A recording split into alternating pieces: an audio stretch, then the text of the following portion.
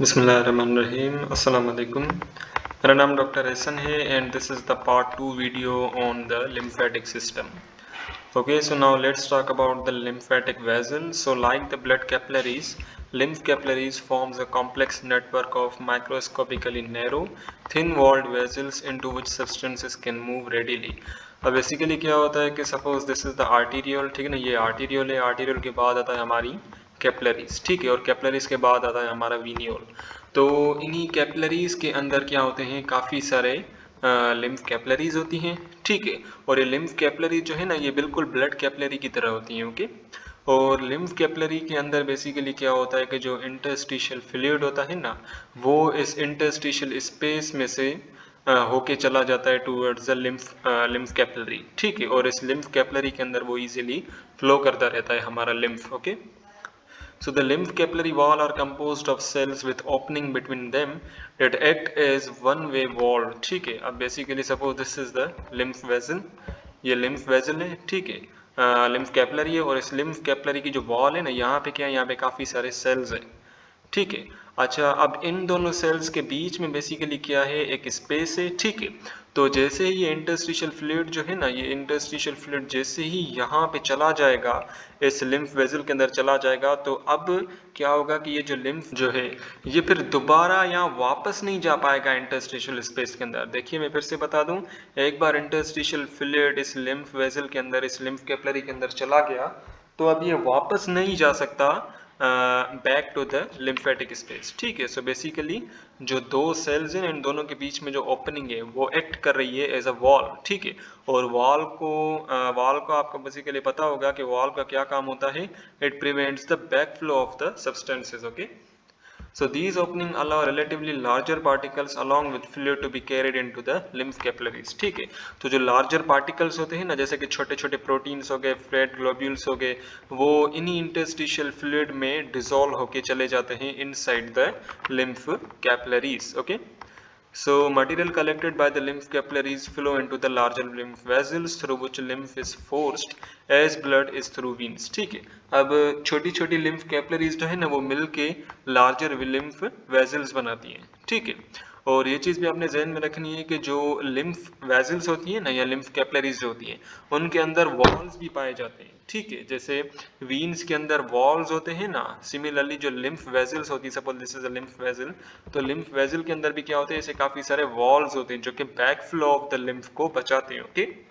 और इसी lymph vessel के सराउंडिंग में यहाँ पे काफी सारे मसल्स होते हैं, ठीक है। सो ये जो मैंने बनाए हैं ना, these are the muscles, okay.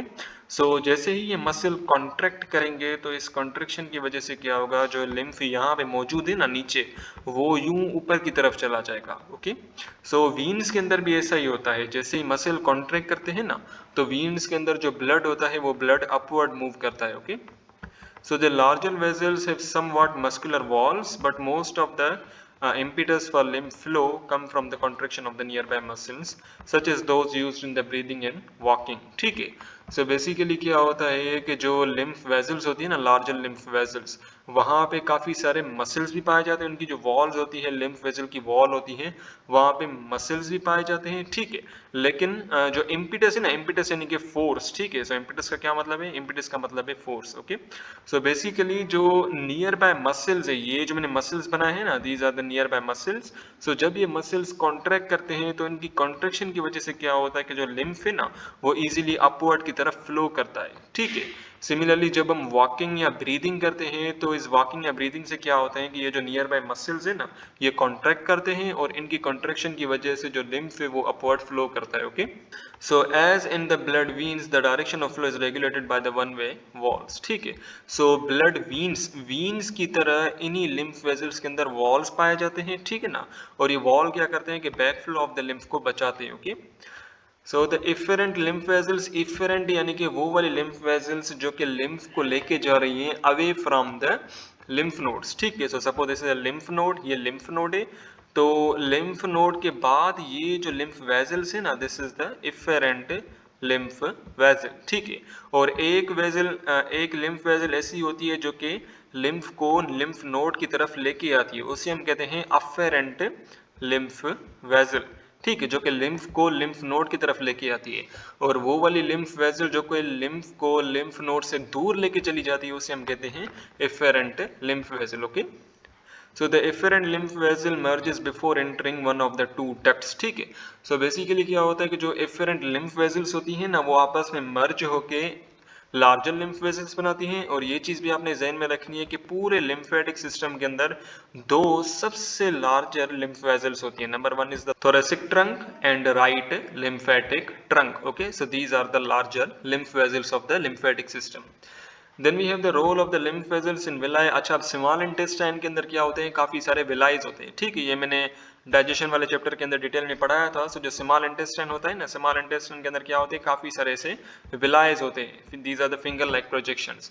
और इन्हीं विलाय के अंदर लिम्फ वेसल भी होता है, ठीक है ना, आर्टरी भी होती है और वीन भी होती है। ठीक है, सो बेसिकली जो फैट पार्टिकल्स है ना वो एब्जॉर्ब होके चले जाते हैं inside the lymph vessel. Okay, और वो वाली लिम्फ वेसल जो कि इस विलाय के अंदर पाई जाती है उस लिम्फ वेसल को हम कहते हैं लेक्टील। ओके, उस लिम्फ वेसल को हम कहते हैं lacteal. So the small intestine is richly supplied with the blood lymph capillaries. ठीक है, सो स्मॉल इंटेस्टाइन के अंदर क्या होते हैं, काफी सारी विलायज होते हैं, और उन विलायज के अंदर क्या होते हैं, काफी सारी लिम्फ कैपिलरीज होती है। ठीक है, और उन लिम्फ कैपिलरीज को हम कहते हैं lacteal. Okay, so after absorbing digested fat, intestinal cells releases fat globules into the interstitial fluid। अच्छा, बेसिकली क्या होता है कि जो फैट्स है ना, फैट्स वो चले जाते हैं इनसाइड द लेक्टिल। बाकी जो कार्बोहाइड्रेट अमाइनो एसिड्स जो है ना वो चले जाते हैं inside the arteries and veins. ठीक है, लेकिन जो फैट्स हैं वो चले जाते हैं इनसाइड द लेक्टिल। ठीक है, फैट्स जो है ना वो लेक्टिल के अंदर एब्सॉर्ब होते हैं। ओके, सो बेसिकली क्या होता है कि जो इंटेस्टिनल सेल्स है ना, इंटेस्टिनल सेल्स जो कि इंटेस्टाइन के अंदर पाए जाते हैं, वो क्या करते हैं कि कुछ फैट ग्लोब्यूल्स रिलीज करते हैं। फैट ग्लोब्यूल्स, ग्लोब्यूल्स यानी कि सर्कुलर, ठीक है ना। सो बेसिकली ये सर्कुलर फैट ग्लोब्यूल्स रिलीज करते हैं, और वो जो फैट ग्लोब्यूल्स है ना वो चले जाते हैं इनसाइड द लिम्फ कैपिलरी। ठीक है, यानी कि लेक्टिल के अंदर, बिकॉज वो जो है ना ब्लड कैपिलरी के अंदर एब्जॉर्ब नहीं हो पाते। ठीक है ना, वो आर्टरी और वीन के अंदर एब्जॉर्ब नहीं हो पाते, वो बेसिकली लेक्टिल के अंदर एब्जॉर्ब हो जाते हैं। ठीक है, सो लेक्टिल जो है ना, जो लिम्फ वेसल जो कि विलाय के अंदर पाई जाती है, सपोज दिस इज अ लेक्टिल, ये मैंने लेक्टिल बना दी, और लेक्टिल की वॉल जो है वहां पे काफी सारे सेल्स होते हैं। ठीक है,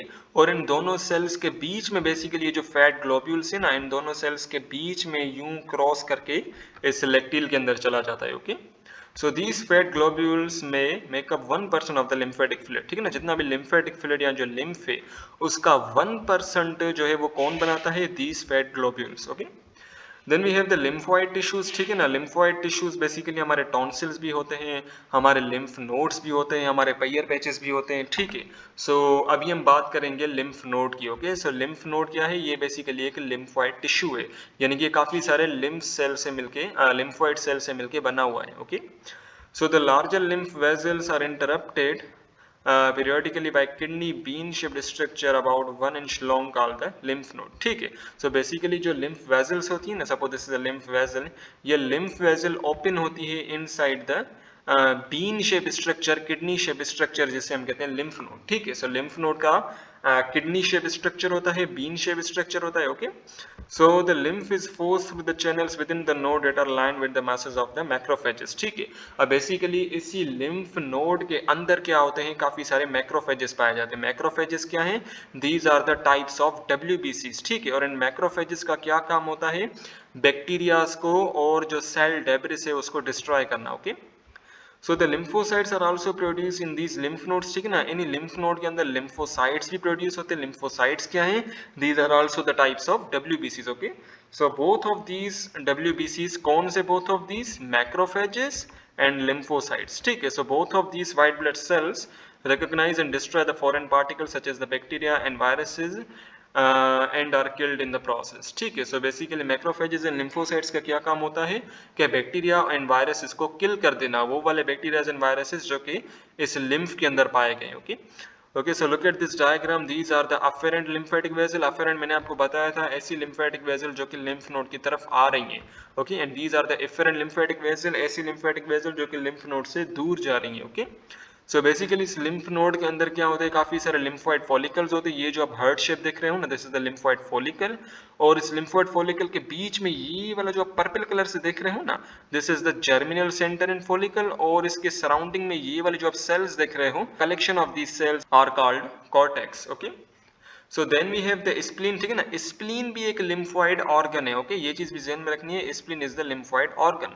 बिकॉज स्प्लीन के अंदर क्या है, स्प्लीन के अंदर भी काफी सारे मैक्रोफेजेस एंड लिम्फोसाइट्स होते हैं, जो कि क्या करते हैं कि हमारे ब्लड के अंदर जितने भी फॉरेन पार्टिकल्स होते हैं ना, उन फॉरेन पार्टिकल को डिस्ट्रॉय करते हैं। और जो एजड आरबीसीज होते हैं, ठीक है ना, ऐसे आरबीसीज जो कि बहुत बूढ़े हो गए, उन बूढ़े आरबीसीज को भी ये डिस्ट्रॉय कर देता है। ओके, सो बेसिकली स्प्लीन जो है ना, ये लोकेटेड होता है in the abdominal cavity between the stomach and diaphragm. ठीक है, ये बेसिकली जो हमारा एब्डोमिनल कैविटी होती है, ठीक है ना, जो थोरेसिक कैविटी से नीचे होती है, वहां पे पाया जाता है।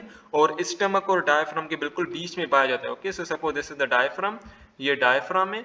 और डायफ्राम के बाद ये हमारे पास है स्टमक। ठीक है, ऐसे होता तो नहीं है, लेकिन बस समझाने के लिए। सो डायफ्राम और स्टमक के बीच में ये जो स्ट्रक्चर पाया जाता है ना, this is the spleen. Okay.